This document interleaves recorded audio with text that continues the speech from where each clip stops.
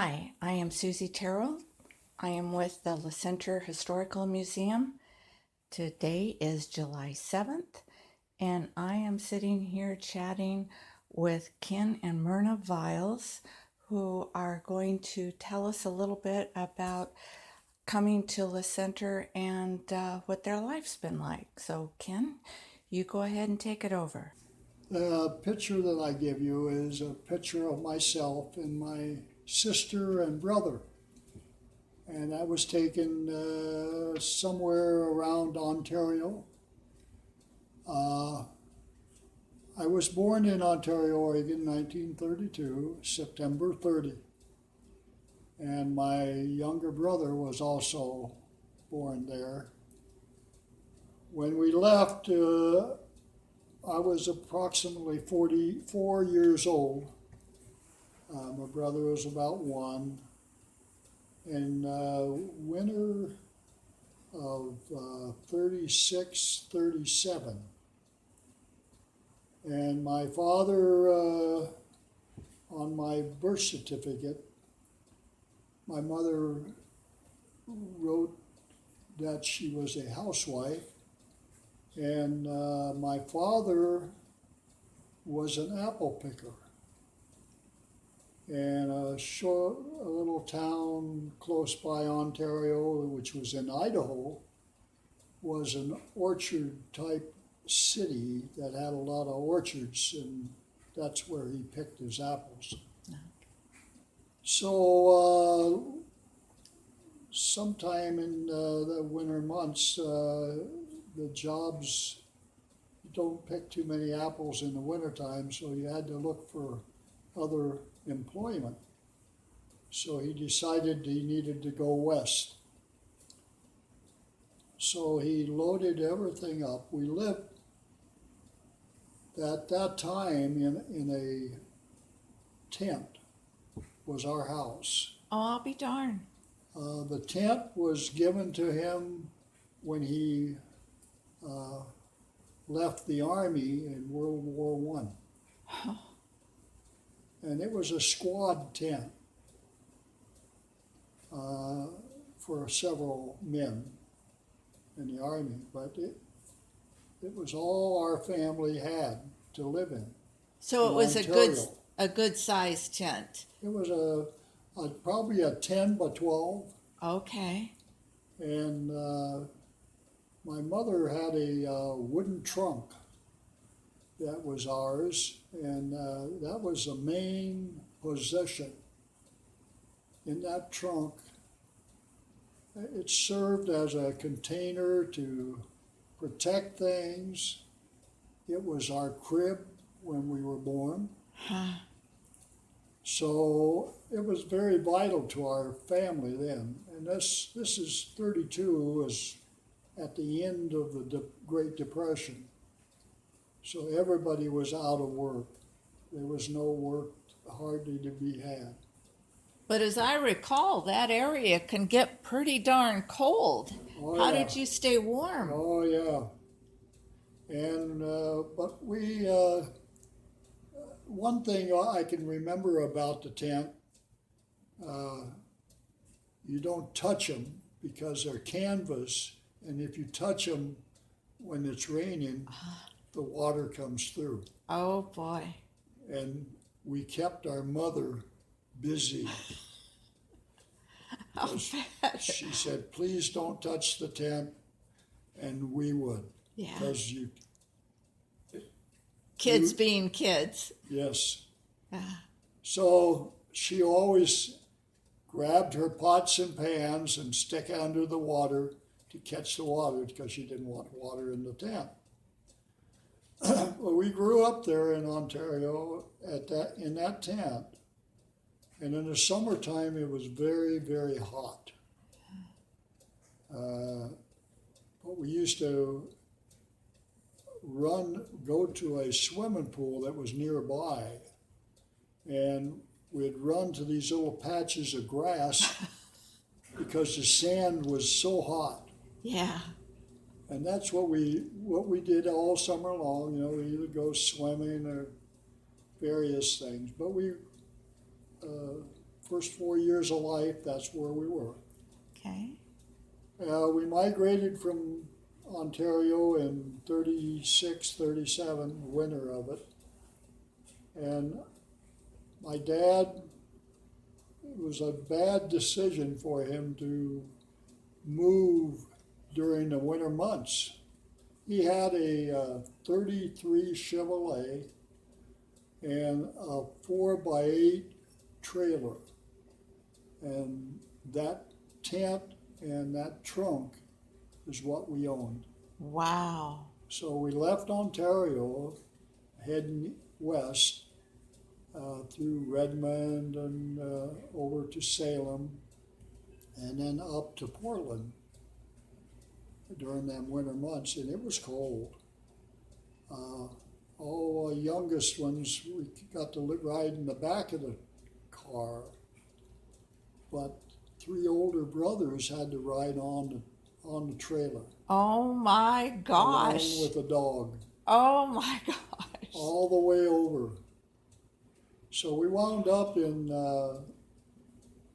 what now is south of Gresham. And my dad found a little house there to rent.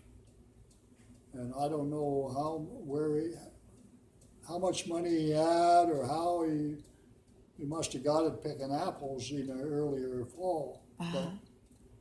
But he rented that house, and over there the east wind blows Yeah. ferociously.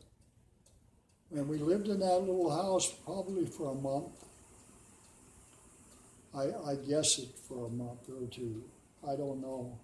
I don't remember too much things back when I was young. But we moved to La Center. Snow was on the ground, 4 foot of it. Really? It was just barely travelable on the roads. Pulling a 4x8 trailer, we had to stop every once in a while, dig the snow out from under the trailer because it would take it off the ground. It would pack underneath. Wow.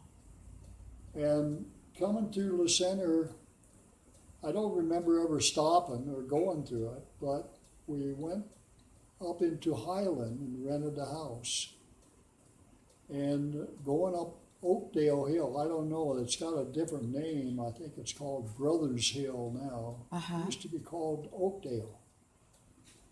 And at the base of it was a school at one time, Oakdale School. Okay. That should be in some of the paperwork in the museum, because Probably we is. researched this earlier in my life when I first joined the museum. Uh-huh. But we moved into that house. It was probably owned by Rashford. Rashford and Button, the banker in Woodland, Uh-huh. owned most of the property all around La Center and Woodland. They are the ones that had the money to buy up the property when The Depression hit? the Depression hit. Yeah. So all the people left and they bought them up. And they owned, I think that's who we rented it from. And some people remember it by the name of the Burris residence, where the Burrises lived. Mm-hmm. And they are some of the people who lived there. But we moved into that house. It had a little house beside it. That was the original house that the people, when first moved there, lived in. Mm-hmm. And in the attic was a lot of corn hanging from the nails driven through the boards, and that's how they dried their corn for seed. Oh, I'll be darned. And out behind the house was a garden. Potatoes and carrots were in the ground. Huh. And if it hadn't been for that, I think we would have starved, because we had no more money for food. So we that was right close to spring, so we planted the corn and dug up the potatoes and carrots Uh-huh. and had food to live on. My We went gosh. to some of the neighbors and either bought or asked for. Uh, they, most farmers up there, they butchered their own meat, and you could sometimes you get because you had no freezer or refrigeration then, Right. and you had what I forget what they call them now. They were ventilation type system that worked just like a refrigerator, but it was no moving parts. It just air flowing through. Oh, okay. Air came in the bottom and went out the top, Uh-huh. and the circulation kept it cool. Yeah. I think they were called ice boxes. Yeah. Okay. Well, yeah, but that was it was different too. But it was ice boxes came in later. Okay. But this was a bare essential, Yeah. and you stored all your food in cellars. You put a cellar 4 foot down in the ground, and then build a roof over it, and that in the ground 4 foot would keep everything cool. Uh-huh. So that's how we kept food, Wow. canned and you couldn't just leave it, you know. Some food you hung for a period of time to cure it. But we moved into there, and for I don't know how many months we lived there, but we survived. And then my dad could not find work around here, so we moved to Salachi Prairie and rented another house up there. And that wasn't too successful, so eventually we moved back to La Center, to the Jenny Creek area, Uh-huh. and rented a house there, probably from Rashford again, or Button, probably from Button, because that's, we rented there for a month or two, and then we moved. My dad went to Button and found that he had a place for sale, 40 acres. So he decided to buy it, and he found a job. Of course, then they had the 3Cs and the WPA. So he worked on the WPA, Okay. rebuilding roads and various things in the county. And then he got a job actually taking in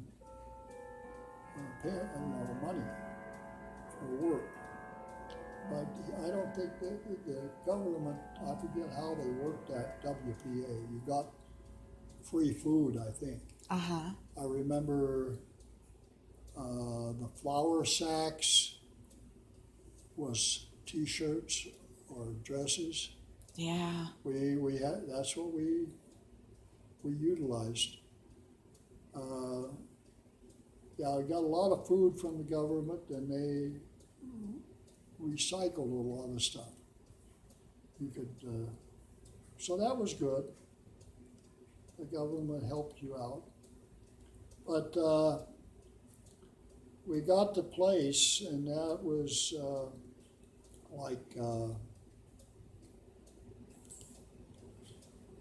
shortly out, 39, I think. And my youngest brother was born at that place. At the house itself. Yeah, it was a house, but it was not a completed house. It was a house that was being rebuilt Uh-huh. and never finished. So my dad jumped on it because he was a carpenter, a bricklayer. Uh-huh. So he could do those things, so he knew he could. So did your mom have a midwife, or was there a doctor that came out there? No. She didn't have any help? One of my older brothers delivered the baby. Oh my gosh. Wow. Yeah, that's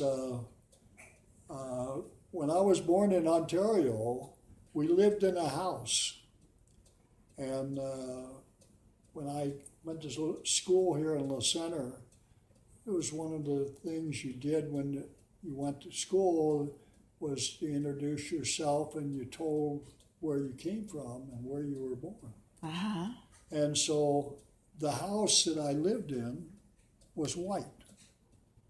So I lived in a White House. So when I went to school and told all the rest of the kids in the house that I was born in the White House, they thought I was something special. That's fun. I just described the house because Sure. it was white. Yeah. But I was born in a White House. And they thought, boy, he's special. So But, where was your first school?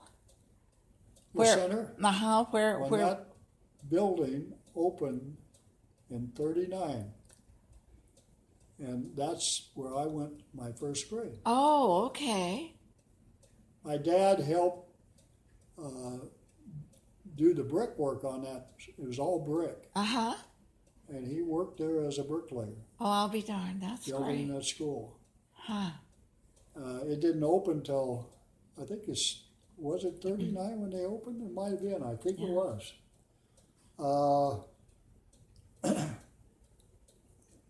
Now I have to, my memory is bad, so I'll have to try to catch up with where I was left off. And I think it was '39, and my youngest brother was born in that house, and my brother, one of my older brothers, was the deliverer. And we stored things in a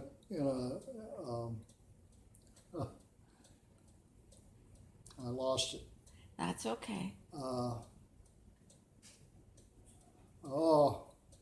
Anyway, this hole in the ground with a roof, and that's where we spent a lot of time laying in the sun.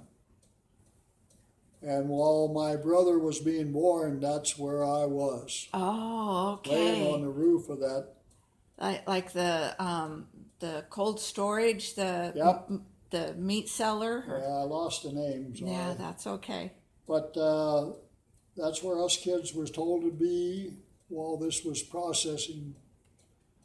And my dad was never there at birth. Uh-huh. So, but shortly after that, well, a couple of years really, 41 when the war started. And I can remember standing out in front of that house, and we were kind of up on a hill overlooking a road that had a lot of other houses on it, and we knew all the families, and they all had young men. Uh-huh. And the day the war was declared, it was like a great thing in my life that I seen these young men leave their house and go to war, Wow. including two of my brothers. Wow. It was a scene that I can never forget. Yeah. Yeah. But all my brothers eventually went in, but there was three of them that was in the Second World War right off. The fourth one was, five. But four of them served during the war. The fifth one was occupation troops in Japan when they surrendered. Yeah. He parachuted into Japan because the United States had to take control of the Japanese island Sure. to have it all to stop. But I somewhere in 41, 42, 40, let me see, 41, 42. I can't remember exactly when. My dad became an alcoholic, and he couldn't let go of it. And my mother put up with his bad habits. And while he was working, he would come home from work and he would stop down into the La Center Tavern to have a beer. And there was a couple of gentlemen that sat in that tavern. One was a doctor, and the Spencers at that time owned the tavern, and the two brothers ran it. Uh-huh. And right where the Last Frontier sits, Uh-huh. there used to be a big mansion, or not a mansion, a big 3-story house sitting there. The Spencer twins lived there. Okay. And the Spencers ran the tavern, which is right across the street. And if you wanted to, the kids in town, you could go to the window, tap on the window, and buy candy, pop, or ice cream At the tavern. at the tavern. Oh. If we wanted ice cream, that's the only place you could go to get ice cream. But you had to tap on the window, and he could serve you outside on the sidewalk. So that's what we did. Other times we'd go into the two general stores. Soul had one of the stores, and Rhodes Brothers had the other one. Okay. And then at the end of the street, where the gas station is now,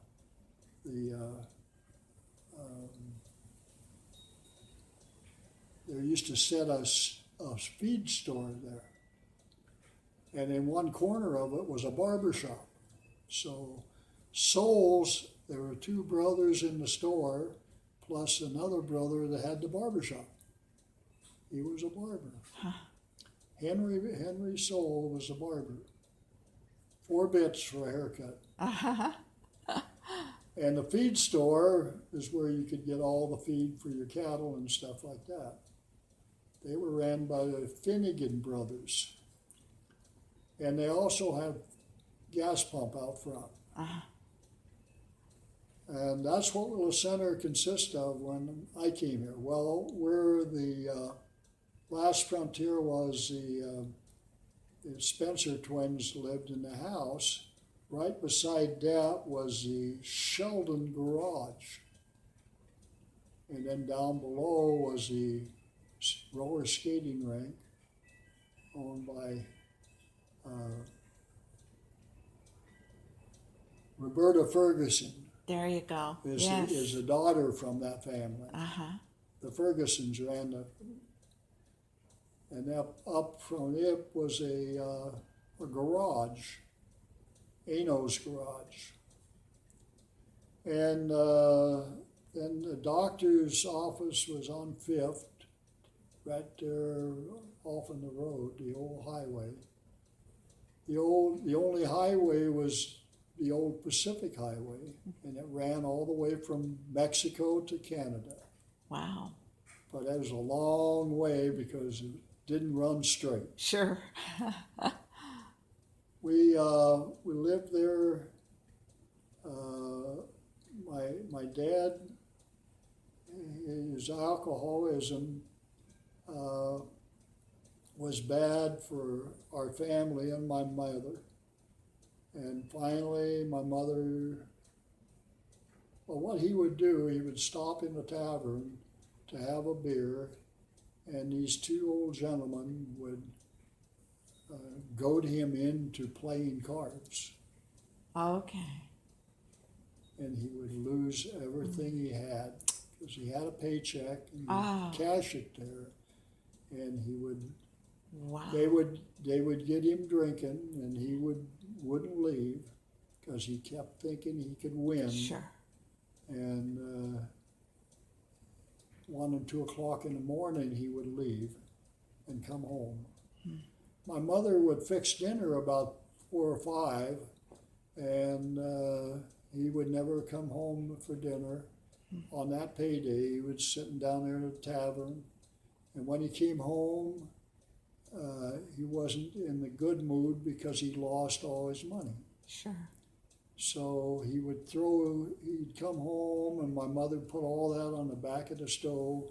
And all they had was a cook stove. And eventually the fire went out and the food got cold and he came home and all the food was cold. That didn't make him any happier than he was. So he threw a fit. And he would either start throwing the pots of food, or he would yell and scream for her to come and serve Sure. him. Yeah. Because back then, a woman was pretty much the slave to the male she was married to. Yeah. Yeah. And it wasn't a pleasant life, I don't think. But it was a life, and that's what she lived. Sure. But she got fed up with it and got tired of it and decided to leave him because he wouldn't change. So we went, she called her sister in Portland and talked them into taking us back to Parma, Idaho, which is just a ways from Ontario, Oregon, where we came from. Uh-huh. And that's where her brothers all lived. So she found out from a lawyer that she had to leave the state and be separated from him for so many months before she could get a divorce. Huh. So she took us kids, all the younger kids, back to Idaho for the summer. So that was an education. And it was good for us kids because we had never lived on a farm, a big farm like that. And back there, all the farmers worked for each other. They'd had thrash, and they all did work, but nobody would pass any money. It was exchanged for work. Right, right. Oh, it was beautiful. Yeah. All the women cooked food for the thrashing crew, and it was a king's table. It was delicious food you can't imagine. Yeah. Fried chicken every day. Uh-huh. And it was beautiful. Neighbor helping neighbor. And that was in Idaho Uh-huh. and Eastern Oregon. But we stayed there with my uncles for the summer. And we eventually came back that fall and lived in View. And then eventually, when we lived in Highland before, we were acquainted with an old gentleman that was single. He cut wood for all the schools around here, Uh-huh. cordwood, because all the schools were heated by steam. Okay. And all the schools had big furnaces that heated the water and then circulated that through the school. That's how it was heated. But he cut the wood for all those furnaces because it had to have wood to heat the water. So he served the center, Richfield, Battleground, and Woodland. He delivered cordwood. And we got to know him when we lived there, but then my mother and him got acquainted, so he eventually decided he wanted to have an affair with my mother to get to know her better, and so he invited, moved to his place, 80 acres in Highland. Uh-huh. His name was Peter Vike. He was a Norwegian. His sister was Mrs. Hantel.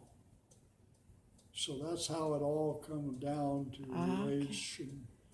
And we got to know the Hantels and all they had a lot of boys and one girl, and we got acquainted up there in Highland and lived there. 1948, we got our electricity first time. And Now that was also- kind of scary for some people. They were worried about having electricity in their house. How did Pardon? you? Some folks were a little worried about having electricity running to their Well, house. yeah, because you had to do so much, and we had to cut poles, dig the holes, plant the poles before the electric company would come out and run their lines. Ah, And that took a lot of effort. yeah, You couldn't just wish it. It was a lot of hard work. yeah. Well, we were 48, and that was the same year of the big flood, Ah, Vanport flood in Portland. oh yes, yes. And that winter of 47, 48, we had, I have to get back to my pictures. Okay. That's a picture of when we got married. Oh, and this is what year? What year? 54. 54. Okay. There's my school picture. Oh, that's precious. I love it. If you want these, you can have them. I would love that. There's my mother. Oh. And the dog? Do you remember the dog's name? Well, that's after she moved to down to the coast. Ah, When I came home, when I was gone over in Korea, the family moved to Long Beach. okay. That's my father.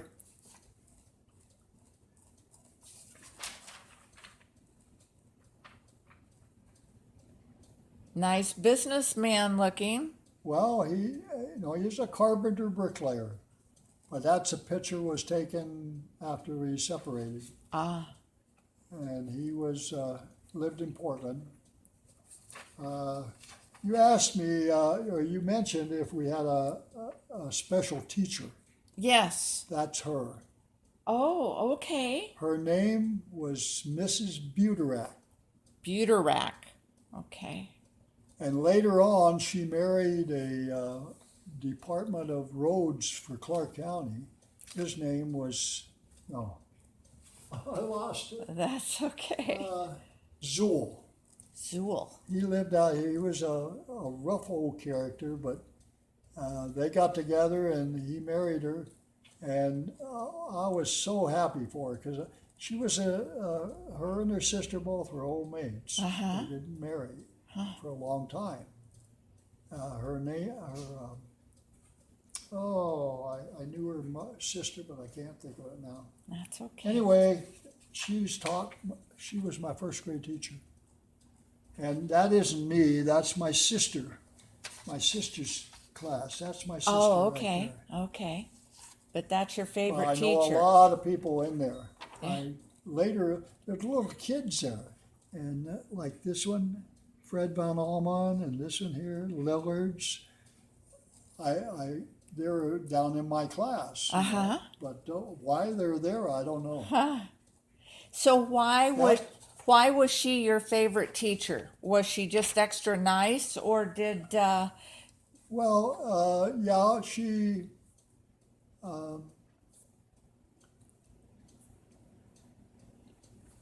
she didn't act like all the other teachers. She was like your best friend. nice? I don't know. She had something about her that attracted me, and I just idolized her. She was kind, all that, but she was something special. She did something. Nice. My father was a bricklayer. That's the entrance to Louisville Park. Yeah, I thought I had And seen he that helped picture. build that. Cool. And that's one of the little pictures, but I have a picture. I don't know if it's in the Center Museum, but in the North Clark, Uh-huh. in Amboy. Amboy? Has a big picture of it. Yeah.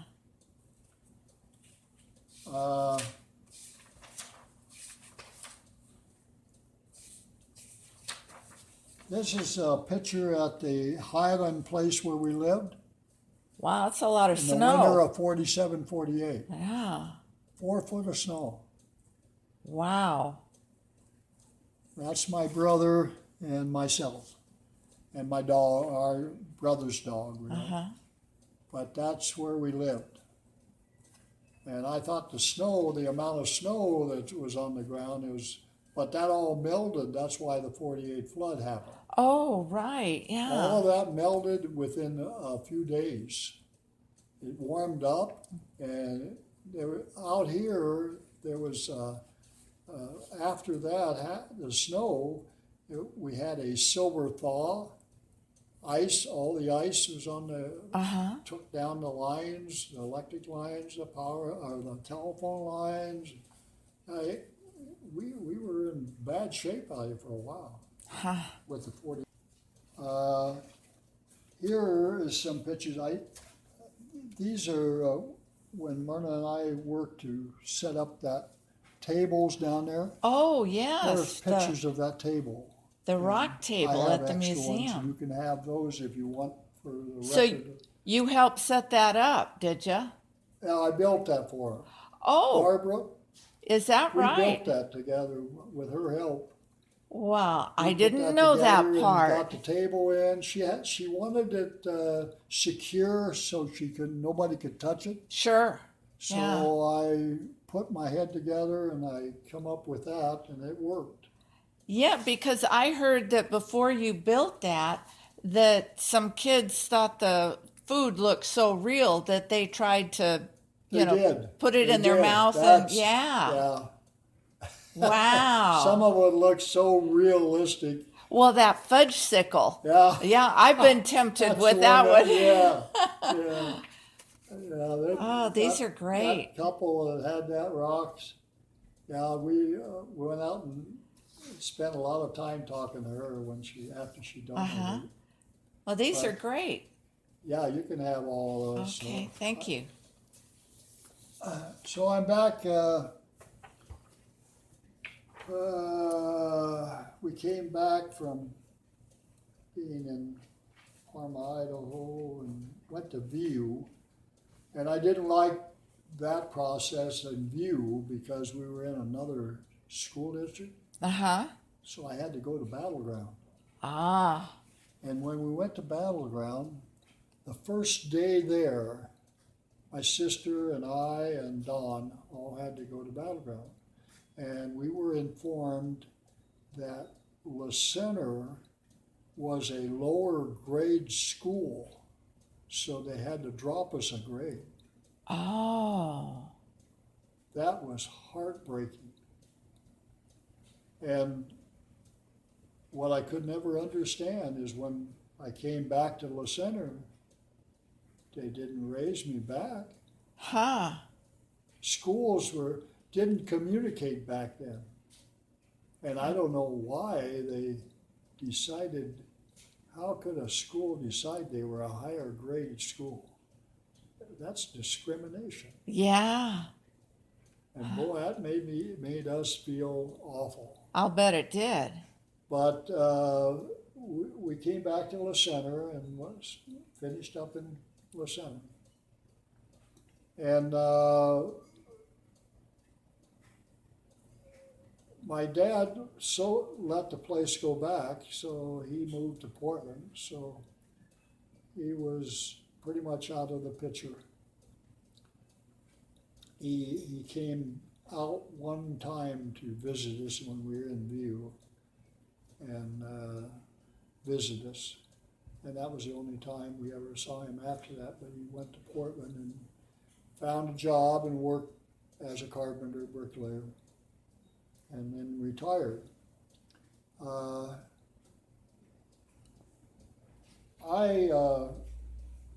Later on, we lived in the 80 acres up there, and over time we bought 10 head of sheep, and I loved animals. I love all animals, but I don't want to live with one. But I love animals. I love animals and birds. I think they're, the rating as important as they have the same as I do. Because I believe in God, and I believe God created it for us to live, and He watches us. Yeah. And I think He prepares us for our next journey.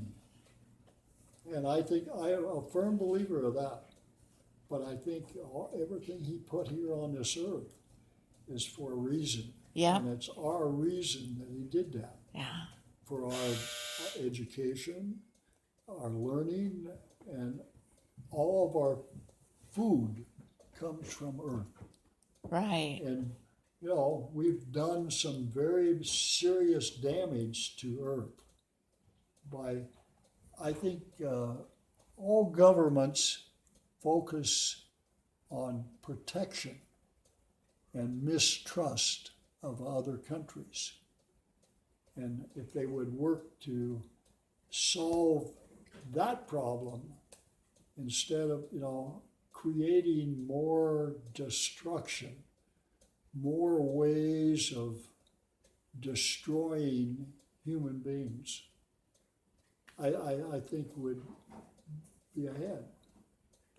The focus is on creating more things to annihilate human beings. Yeah. And they have to overcome that. But they've damaged the earth, and God can fix it. And He does. I can remember, we moved from Highland down to a farm just east of the Anderson farm. Do you know where that is? On the Highland Road. Oh, right, yes. Up there where they're putting in a whole bunch of houses on that property now, the Anderson Right. Dairy. It used to be, I used to say good morning to the old Mr. Anderson, Kent's father. And he used to wheel out to the road for pickup milk cans, because he had a lot of cows and he shipped milk. And on my way to school, I'd always say good morning to Mr. Anderson.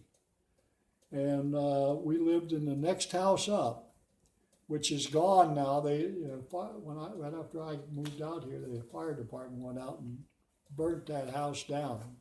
Oh, like for We a practice lived on 20 drill? acres, which was known then as the Bartlett house, the Bartlett property.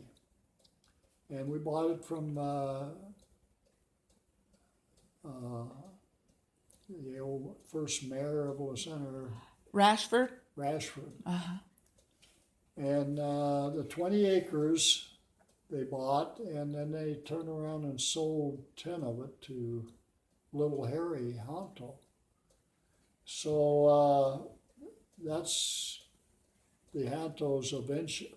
Little Harry bought Peter Vikes 80 acres also. And that's why we moved down there and bought the Bartlett place, and then sold 10 more acres to the Hontos. And the Bartlett, the road on the west side of the Bartlett property was called Bartlett Road. And that was our favorite parking road. That's where we parked, because you could park at the top of the hill. You could see a car coming from either direction before they got there. Okay. And also it had a view of the Portland lights. Nice. It probably doesn't have that anymore, but Yeah. that's why it was a favorite parking place for people of my age. Sure. And it was out in the country, and you didn't have a lot of traffic. Yeah. But the Bartlett Road was the main road to Highland back then. the road that comes down by the cemetery wasn't there. Oh, So eventually that came through, but the Bartlett Road, Highland came down to that Bartlett Road. It went down to what is now 4th Street. okay. And that's how you went to Highland. Uh-huh. Now, when we bought that Bartlett place, in the barn was still an old buckboard. It didn't have the apparatus to hook it up to a horse. It had the wheels and the body, and a lot of other things were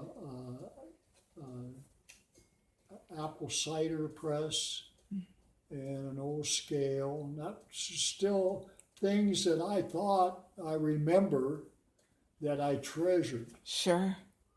But when I was in 1951,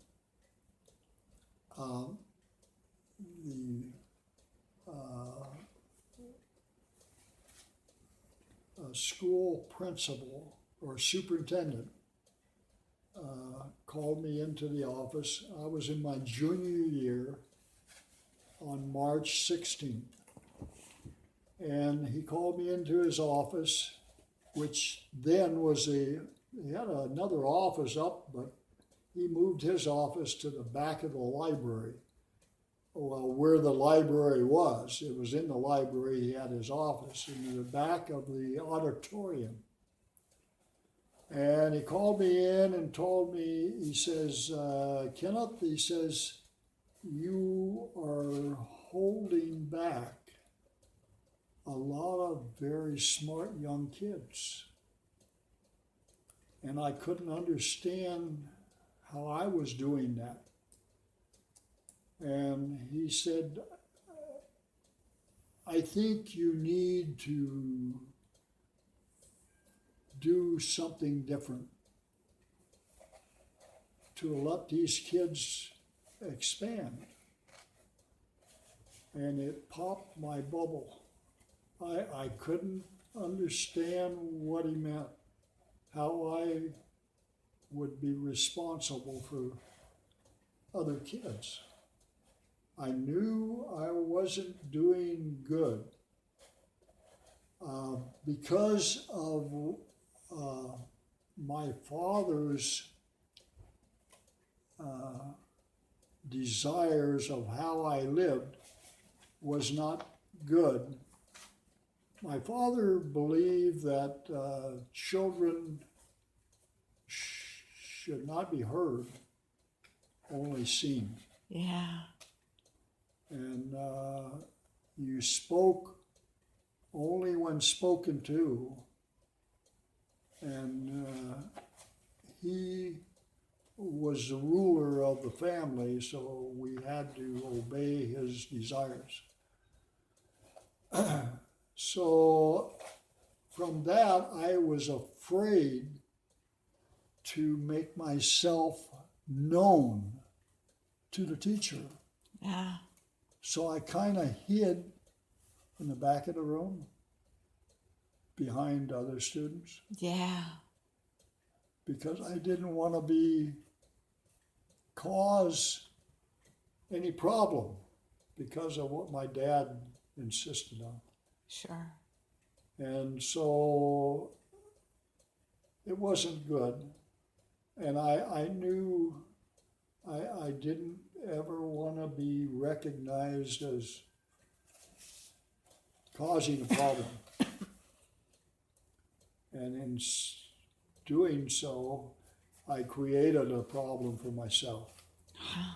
So he asked me that I should find something else, and it popped all my interest in education. Huh. And I walked out of the room, went home. I was a very timid individual back then.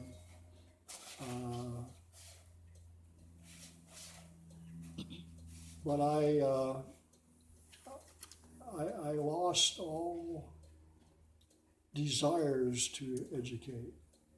That's sad. And I I sulked at home for a couple days, and I went to Portland and joined the Army. I didn't. I went in to enlist in the Air Force, is what I really went there for. All my life I wanted to fly. And I wanted to fly so badly. But because of everything that's happening, they wouldn't take me because I didn't have a high school education. Oh. So the officer there, recruiting office, he says, you don't have a high school education, you can't go into Air Force. And he said, how about regular Army? And so I had severed all the ties at school, and I knew my mother wasn't, wasn't helping my mother being handicapped. So I needed to find a way to make money and help her. So he says, how about regular Army? And I said, okay. So they sent me to Fort Lewis. It was in a March 16th when I enlisted. The first 3 days we were in a barracks in Fort Lewis, and every morning we fell out, and our objective was to clean the coal soot off from the snow. There was snow on the ground. We had to go out with brooms and sweep snow. Oh my so gosh. it was white, not black. That's what we were doing. We had coal stoves in the barracks, and that's what they used for fuel, was coal. When you move coal, you get dust all over the snow. I never heard of such a That thing. was our job. Wow. They had to have something to us to do. So 3 days at Fort Lewis, and then they shipped us to Frisco, Camp Stoneman, California, for a shipment overseas. So this, all this time, I never realized Korea was going on. Oh. It was started in 50. So I never thought about winding up there. That's where I was headed. But they was going to create a training center in Hawaii. And so that's where they sent me. And we went down to Camp Stoneman, California. They shipped us down there on a train. We got down there, it was hotter than blazes in Frisco. But at night, it got ice cold. They put us in barracks with nothing but a mattress. Oh. No pillows, no blankets. And froze to death. Yeah. And we stayed there 2 days, and they put us on a troop ship and shipped us to Hawaii. And the first day out, we hit a storm, and it was so rough, everybody got seasick. And you went down to eat to the galley, and you went down and went back up without getting any food. And there were people down there relieving their sickness on the tables. Oh, whoa. It was that bad. Wow. So I went down and up and went to the rail, and I fed the fish. Oh, man. I got to Hawaii, it took 4 or 5 days to get to Hawaii. And got to Hawaii and unloaded and went to the Army base there. I can't think of it now, but life turned beautiful. Oh, it was so great. And I weighed 130 pounds. I was real skinny. Yeah. And all the exercise and the good food, and 14 weeks, I weighed 182 pounds. Oh my gosh, what I a was difference. solid, Yeah. and I was shaped, ready to fight. So that's what they did. Shipped us straight to Korea. They give us a 10-day leave there in Hawaii. If you had the money, you could fly home. But if you didn't have the money, you had to spend it there. So I wound up in Korea in August, I think we got there, and was assigned to the 1st Cavalry Division, 7th Regiment, Custer's old regiment, Oh. 3rd Battalion, K Company. And at that time, it was in reserve. It wasn't on the line. It was right beside a tank company. And a concussion from them firing off their cannons took my hearing right away. Oh, whoa. It's the concussion that messes with your little hearing apparatuses. So, that deafened me right away. And eventually, my first firefight was from that reserve position, but the Chinese, they occupied a great big hill, the biggest hill around there. And they were on top, and we were down in that valley.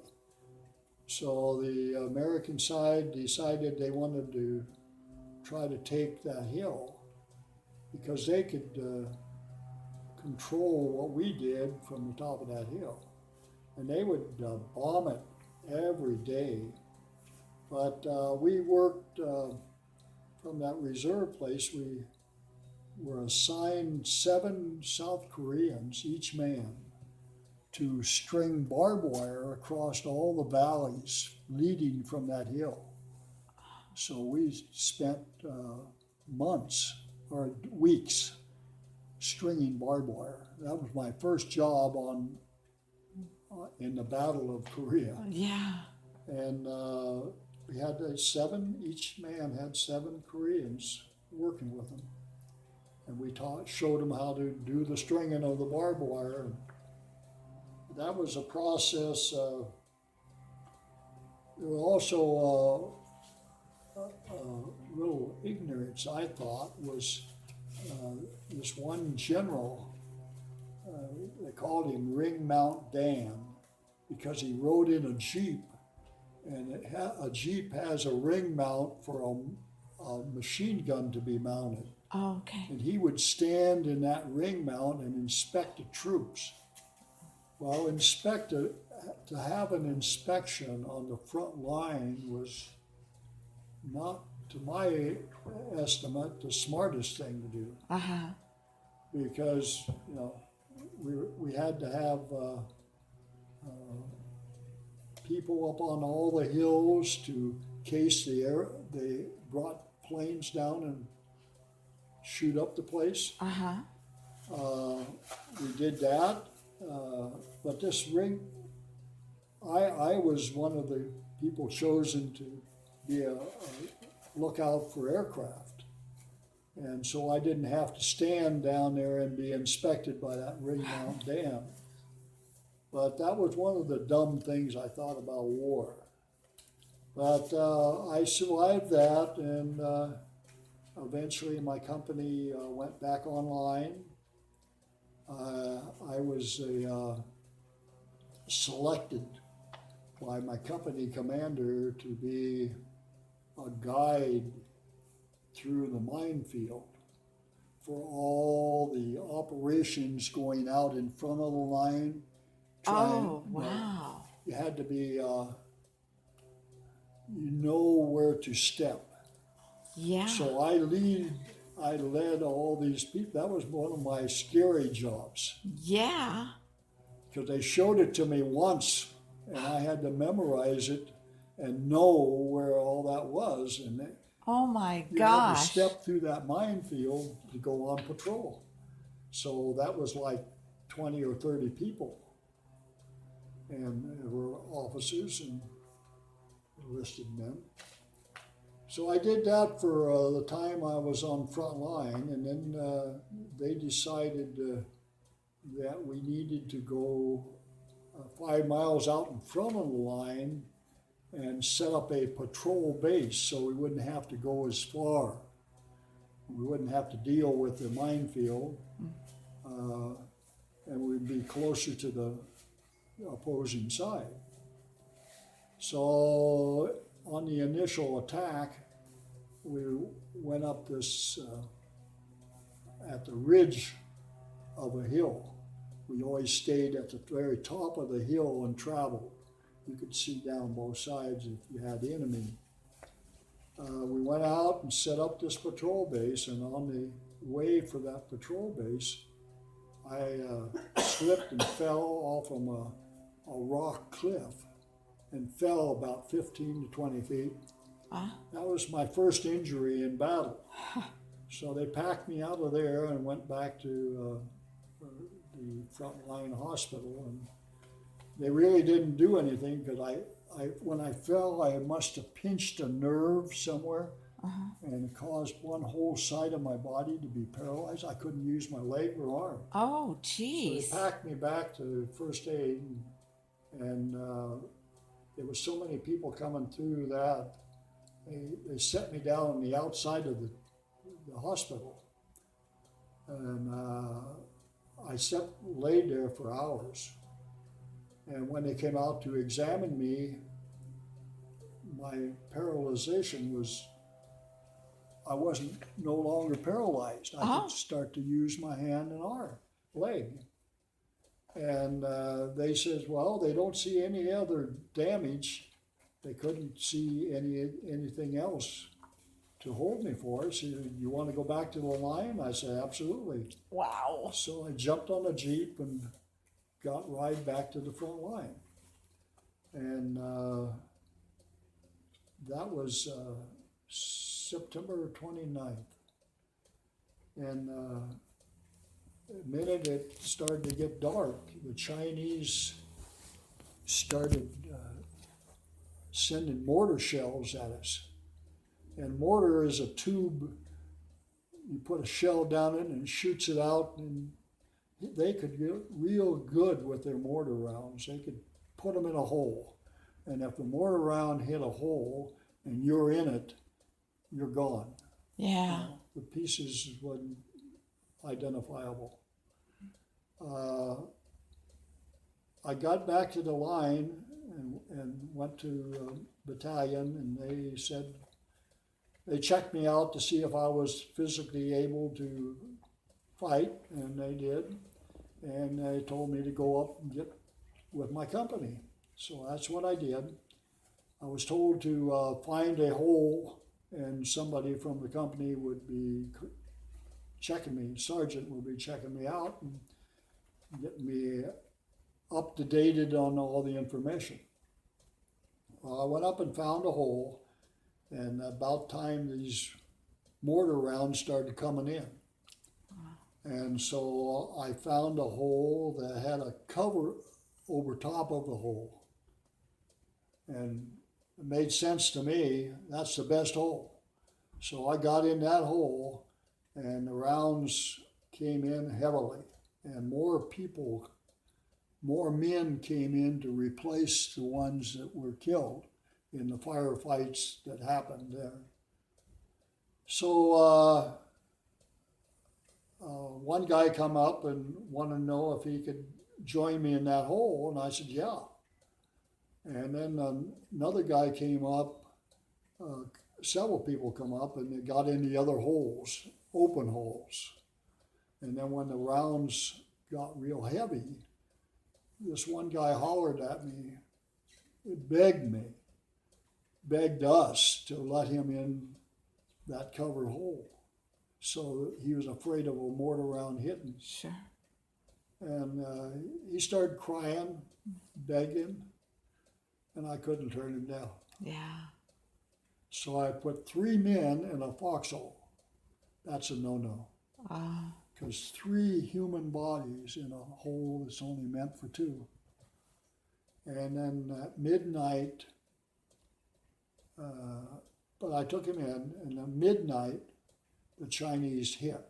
They always hit at midnight because you can't see them. And 3 guys in a hole with 3 rifles and a cover yeah. made yourself unfightable. Yeah. And we decided who would be on guard, and we split up our time and all that. We got that situation. I don't know, I don't remember who it was, but I remember waking up to the fire, all the noise of the bullets and shells and everything going off. Yeah. And I raised up and looked out the hole. The Chinese stuck his gun to my head. Wow. It was a burp gun, has 72 rounds of Oh, ammunition, and he placed it on my head and grabbed my shirt. Before I could even grab for a rifle, I just was wondering what was going on.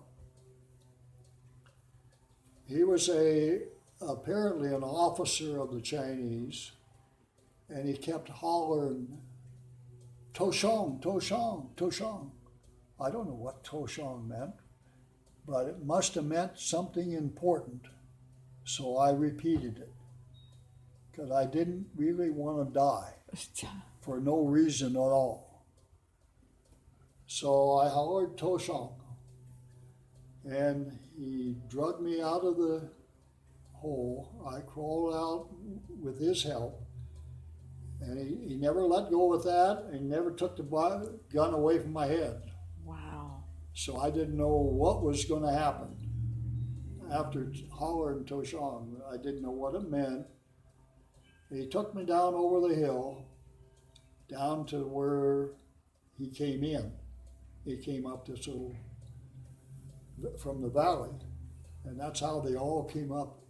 And the trail was lined with Chinese. Some were going, some were going back. Wow. Some of the wounded going back, and more coming in. And our artillery started firing at their entrance. So that valley was already lined up for artillery shells. And you could hear the artillery shells coming in when they had a certain warbling sound that told you that they're headed for you. Wow. So he would shove me down into the rice paddies and fall on top of me. What? Why? I could not understand that. He was saving my life. I didn't like the taste of rice paddies, but still, Yeah. it's better than dying with shrapnel from. Right. I could not understand that. But he was protecting me because I was his prisoner. So we went on back from there to their line, which wasn't too far away. And all along the line was these Chinese that had all these burp guns that wanted to kill me. That was their desire. And he kept them from it. I could not understand that man. Did you ever find out? No, he was an officer. That must have been the key to, he was to protect his prisoner. That's the only thing I could figure out.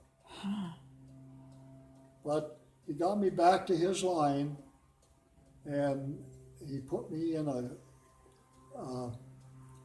the Chinese use some smart decisions. We thought all people on a line would hide behind the hill. They were on the front side of the hill because we shot all of our artillery to the back of the hill because that's where we thought they were. Sure. Huh. And he put me in this cave, a hole in the side of a hill, and his orders was he wanted everything that I owned. In other words, he wanted me to take off all my clothing to make sure I don't have a weapon. That's what he did. Huh. Took all my possessions and took them away and searched it, examined it, and brought it back. Huh. And then he took the dumb thing on my side was they paid me script online.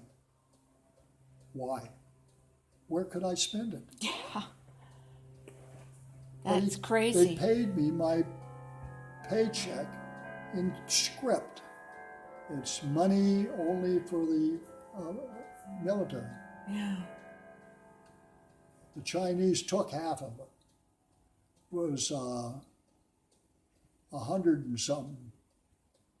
And I tried my best to get, I was able to make out an allotment for $30 to my mother.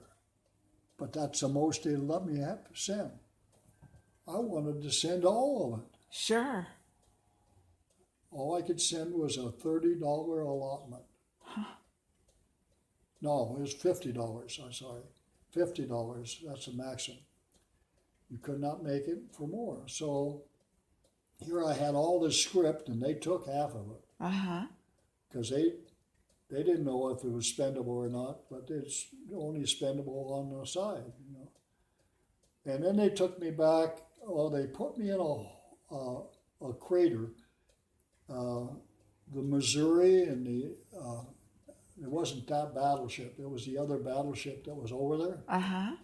When the shells hit the ground of them cannons, they made a ferocious hole in the ground. And there was one of those right where the Chinese were. And they put me down in the center of that. And I thought was my end of my days. Because I thought they was going to kill me. Sure. And they put me down there, and then they called a whole bunch of Chinese soldiers, circled that crater. And I knew my days was coming to an end. Were you the only one? Yeah, Yeah. at that time. Wow. There was another guy captured, but he wasn't there yet. And it was a procedure to see what I would do, I guess. But all I could do was sit there. What else could I do? If I moved, they were going to kill me. Yeah. So I just sat there. And they waited a long time. They made me sweat. And I just sat there. And then I heard a command given, and they all disappeared. Huh. I don't know what was going on. Why? If they just wanted to see what my reactions would be, I guess. And then an interpreter came out. He spoke English. And he took me up to a Korean, I forget what they call them, a group of houses. But it was in the city, it's just a group of houses. Mm-hmm. And there were two Chinese women that interrogated me. and they spoke English, and they, I think all of them were graduates of UCLA. You're kidding. Wow. How They knew they could speak English just as good as I do. how did that make you feel though? I mean, how And they interrogated me, and you know, I couldn't believe they had women in the front lines right there, yeah. but they did, and it was, when they marched me in there,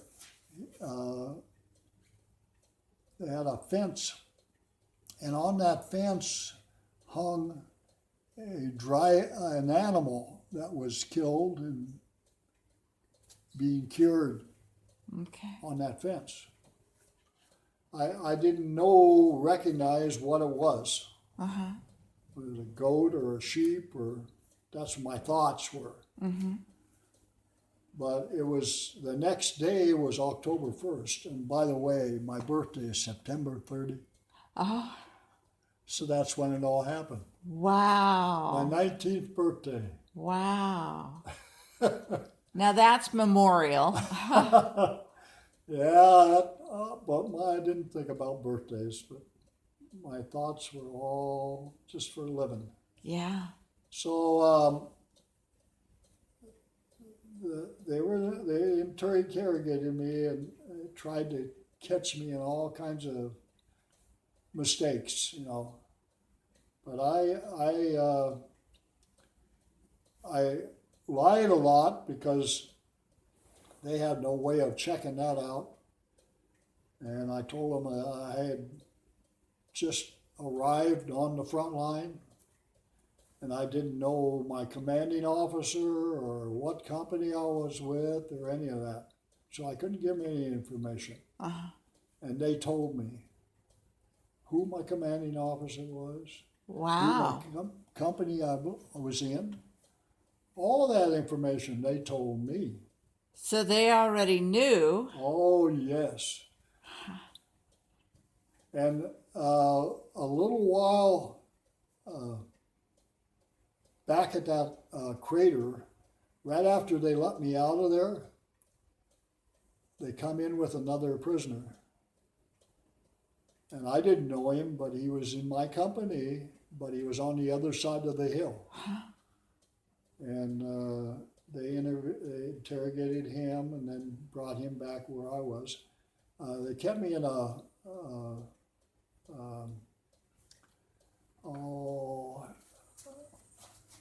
my brain lost it again. Shut down. Oxen, not an oxen. Same type of a animal. It's what they use over there to pull all their wagons with. Did they use water buffalo or Well, something it's like that? similar, Okay. and they treat them with the highest respect. They feed them cooked food, and Really? they house them. But it's a luxury to have one. It's like a new car, I guess. Huh. But that was where they kept us, in one of those sheds for that animal. And the straw on the floor, and that's what we slept in. The next day was a special day for Koreans. October 1st is Independence Day or Revolution Day. I forget what it called it, but it was special. So they had special food. And that animal that was laying on the fence was in it. Oh, okay. And I didn't realize what it was. I found out. Dog. Oh. So they Korea- revered the Koreans, the only thing they have edible is dog. They don't have goats, sheep, or any, and that beef that thing, oxen in this barn, they would never eat. Huh. They eat dog. Oh, Dogs live wild in North Korea. Huh. Nobody owns them. And when the mother is having children and they take the children outside of the house to relieve themselves, the baby, and after the baby relieved itself, they would call the dog. And that's what the dog ate.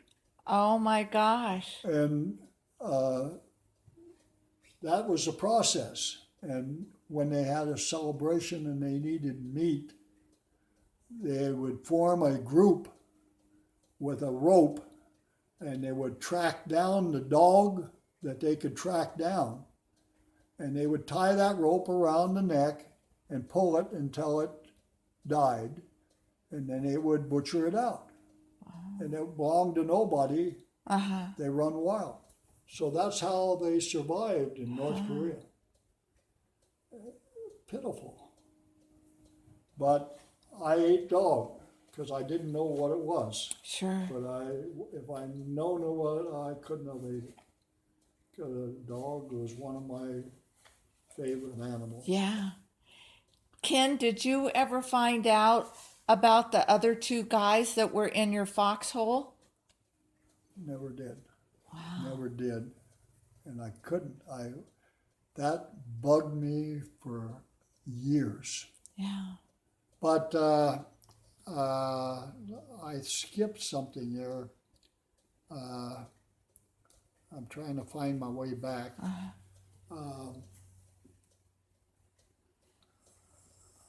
After the interrogation and after the bad food, they took us to a schoolhouse. No, they didn't either. They took me down to the back of the hillside where they were. And, well, no, they did take us to that schoolhouse. And when we got to that schoolhouse, there were other prisoners there already. There were about 7 or 8. And there were about 5 plane pilots. They were little airplanes. Mm-hmm. They were spotters for the artillery. They were flying low, and they shot them down and captured them. And a lot of them had wounds, serious wounds. And there was one P-38 pilot. They was the ones that kept the Chinese from having artillery pieces movable. They had to move an artillery piece because if the airplanes, P-51 pilots spotted it, it would blow them up. Yeah. And that was fabulous for us because we didn't have to worry about airplanes. But a whole bunch of the pilots and other prisoners from a different area. And we wound up with 21, I think. And then they took us back up to the opposite side of the hill from where they were. And we started building bunkers for them. Before I was captured, eating sea rations out of cans, Uh-huh. I got diarrhea. Oh, yeah. So after I was captured and I started, eating their food, trying to eat their food, I couldn't eat it. And I went from 182 pounds down to 90 Oh my in gosh. 2.5 months. Oh, wow. You must have just been skin and bones. Oh man, I didn't know that could happen. But it went from diarrhea into amoebic dysentery. Wow. And that's when your body starts to consume itself from the inside. Wow. So I really lost a lot of weight, and I couldn't work anymore. And when you got that problem, at nighttime you would have to go to the restroom 20 and 30 times a night. Oh my God. And I had to go to a certain place. We all slept in one bunker, 27 of us. If you turned over, everybody had to turn over. Yeah. You did. They feed you once a day. You got bean milk in the morning, soybean milk. That was good. But the rice, the smell of the rice and their side dish, I couldn't eat, and so I couldn't eat food. And I tried eating rice, and I couldn't keep nothing down, and that's why I lost all the weight. And going to the bathroom 20 sometimes at night was also like 20 sometimes during the day. Yeah. And I thought it was an experience. I had to go to the bathroom during the day, and I was on that process. The P-51 spotted some military vehicles down in the creek. They covered them up with brush and stuff, but they seen the reflection of the sun in the windshield. And it was right below me, and they went right over my position where I was at, right over it, and blew them things up. And when them guns went off, I thought I was dead. Yeah. I mean, I could have reached up and touched the airplane. That's how close he was. Oh my. Oh, man, Wow. I thought I was a dead person. And I put up with that process for another, 2.5 months I did it. And they finally took us to that schoolhouse again. And I didn't know what was going on.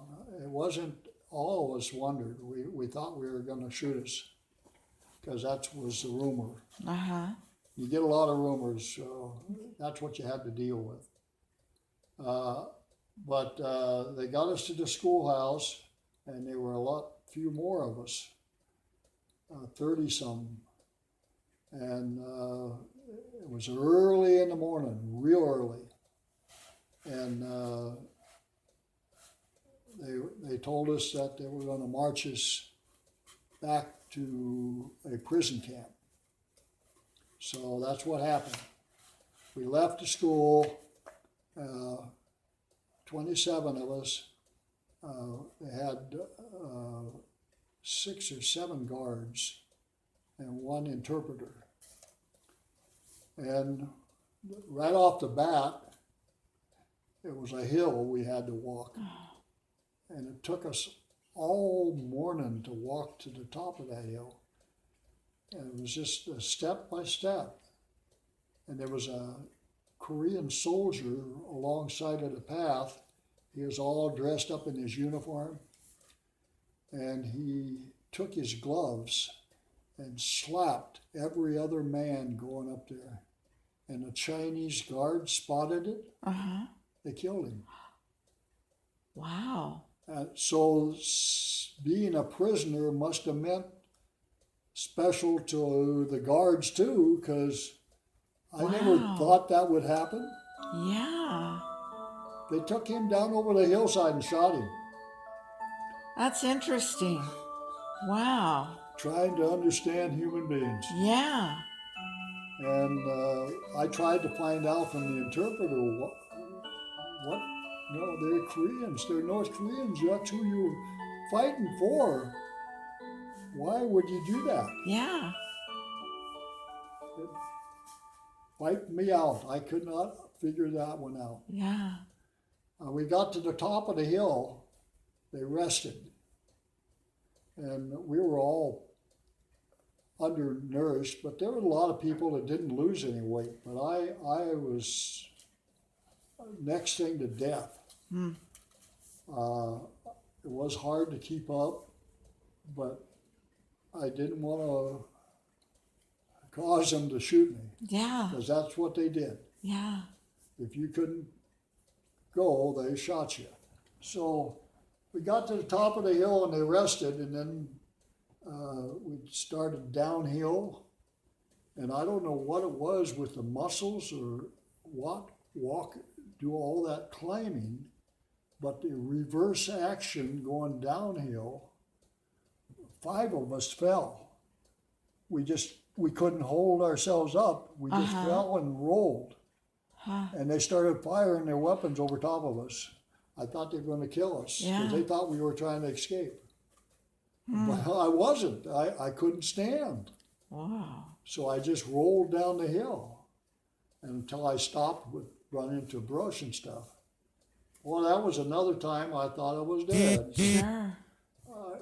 All those times is bad. You know, you never forget those moments. But they got us back to the camp after I don't know how many days we were on the trail, but we slept in little Korean houses, and it usually is in the bullpen or whatever it was. They part of it, and there was a lot of Korean houses, and they were all being filled with prisoners of war. And in the north end of the town was over 1,000 British soldiers. Whoa. And they were they kept us separated right at first. We was taken to the headquarters and interrogated again, and then we were taken back to that southern part where the Americans were being held, and given the instructions of what we had to do and what we were required of, and assigned to a company, a platoon, and a company, a squad. And we were assigned to a certain squad. And got acquainted with all the guys and started a life. And my health worsened, so they took me down to next to the British were being held. They had a hospital set up in one Korean house, and they started feeding me chicken blood, boiled chicken blood, to stop my maybe dysentery. And in that house was a whole bunch of people that were bad. It was referred to as the sure to die ward. Wow. So I could barely raise myself out of the bed, and they fed me the chicken blood twice a day, and it wasn't well, it didn't have any effect on it really, but in some cases it seemed like it made it worse. But that's all I could. The bean milk in the morning was the best, and I enjoyed that. And I spent days and days and days in that ward, and seen a lot of them die.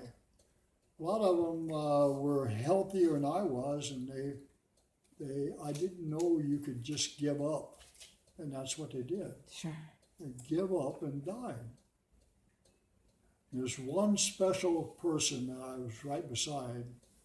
He was an artist, and they use charcoal there to feed gas to their vehicles. they burnt the charcoal in a stove on the back of the truck, and it had like a still, and it piped the gas to the engine, and they burned that gas to run their trucks. Huh. It didn't climb a hill very good, but on level ground it worked, Huh. and it was amazing. And this artist, he got his hands on a lot of this charcoal, and I remember him so distinctly. The night before he died, it was right around Thanksgiving, and he drew a Thanksgiving dinner on this mud wall, and it was so realistic. Wow. I would have tried to eat it. That's Wow. how he was an artist.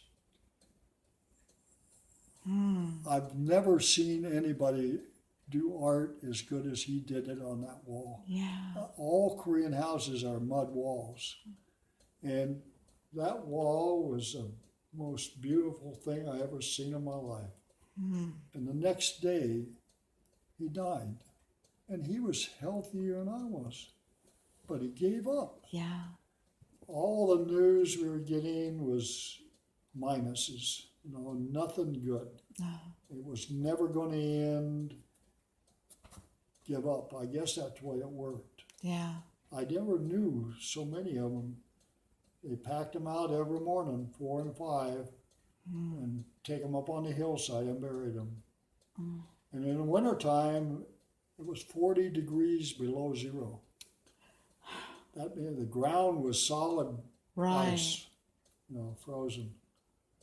And they just, Chinese crew would go up there and pick and dig the hole and bury the guys probably in 2 foot deep. Sure. Yeah, it was a sad thing. But that artist, man, I loved his picture.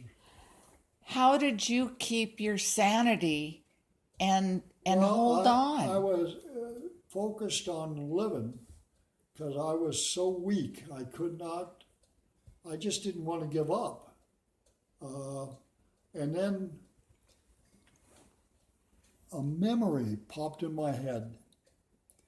When we were back in Ontario, my mother used to tell me all these things that you needed to know.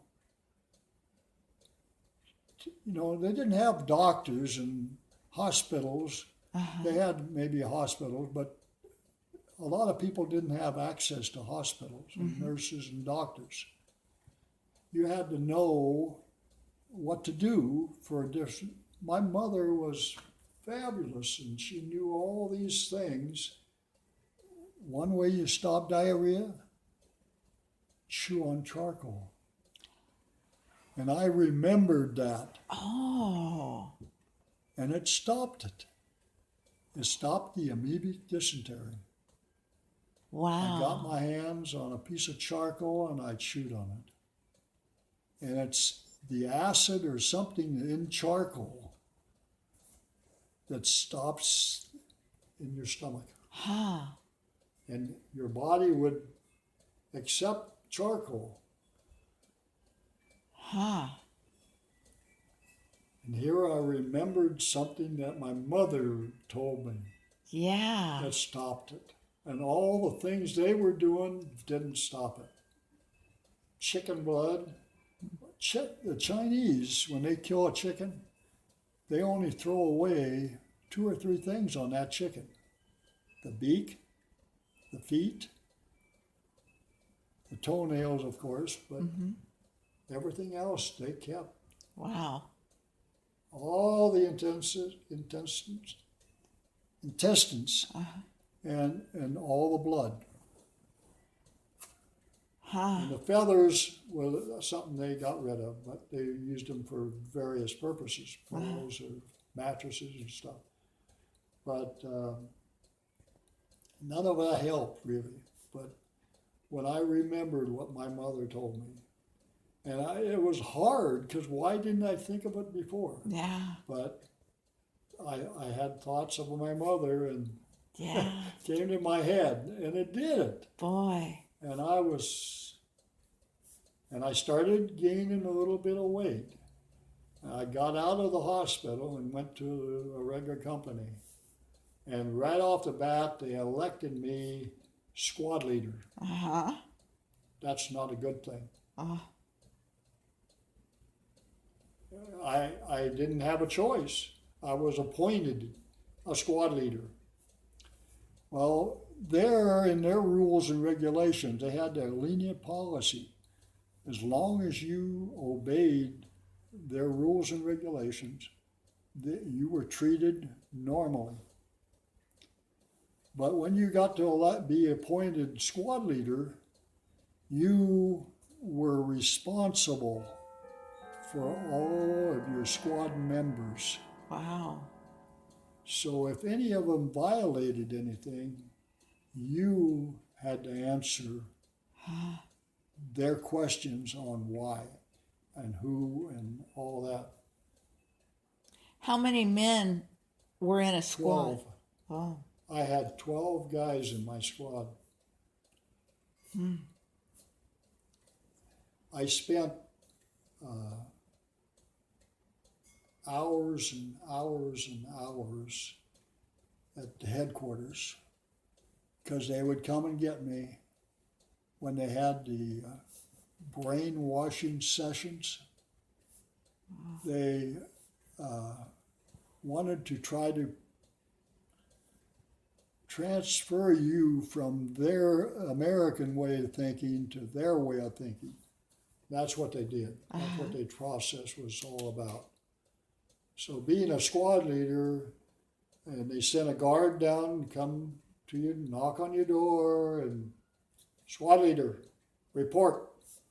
So I had to go to the headquarters building and be interrogated. Oh, it got so tiresome. I almost gave up when some of that. I was ready to, I could not come up with more excuses, you know. You had to, their interrogation got really stupid. They asked you some stupid questions. And they knew it, and you knew it, and you knew they knew it. Yeah. So it was hard, but I had my mother's will of resistance. And so I kept hanging in there.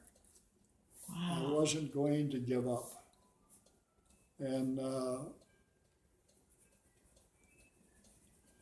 they kept up, and they finally, some of the sessions, the generals would come to the camp and inspect the camp, and they'd always want a speech.